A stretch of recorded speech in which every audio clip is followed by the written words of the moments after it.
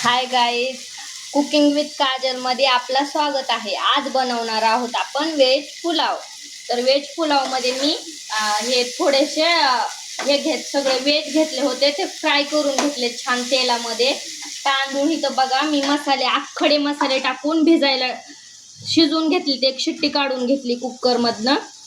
काजू, लवंग, मिरी, साल, तेजपत्ता इत्यादी आणि थोडंसं तूप टाकलं होतं त्याच्यामध्ये। तांदूळ छान शिजवून घेतले आणि थोडे वेळ हवेला ठेवले होते, तर मोकळे झाले छान। बघू शकता तुम्ही, काजू टाकले होते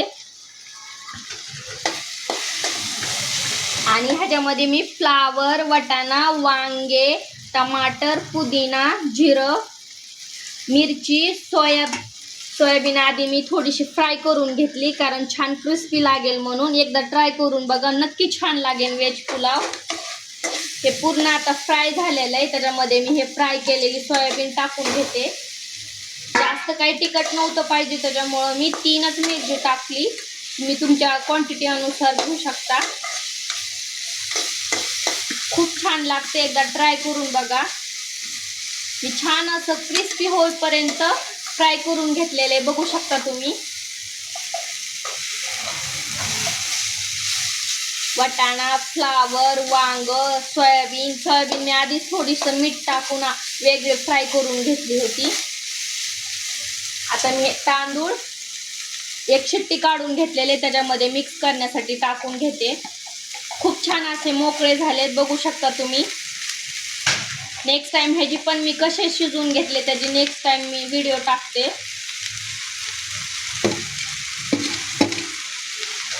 एकदा नक्की ट्राय करून बघा, खूप छान लागतो व्हेज पुलाव। लहान मुलं पण खातात।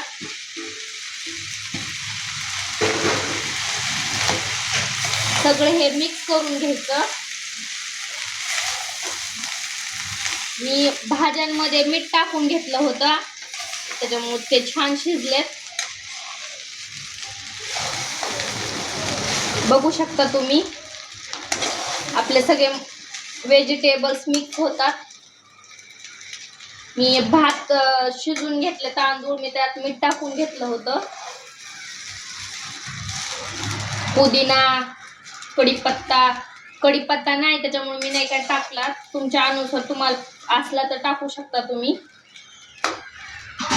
कोथिंबीर ठेवलेली मी बारीक करून, ती पण टाकून घेते वरून। मी तेलामध्ये मीठ टाकलं होतं व्हेजिटेबल्स शिजवताना, तेलामध्ये फ्राय करून घेतलेत व्हेजिटेबल्स, त्याच्यामुळे मी काय थोडंसंच टाकणार आहे मीठ, थोडंसं टाकून घेतलं। एकदा नक्की ट्राय करून बघा, खूप छान लागतो व्हेज पुलाव। खूप सोप्या पद्धतीने केलेलं आहे। सोयाबीन एकदा फ्राय करून घ्यायची तेलामध्ये मीठ टाकून, एकदम छान लागते क्रिस्पी।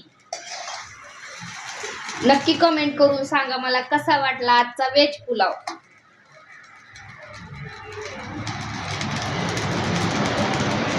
लाईक करा, सबस्क्राईब करा। Cooking with Kajal.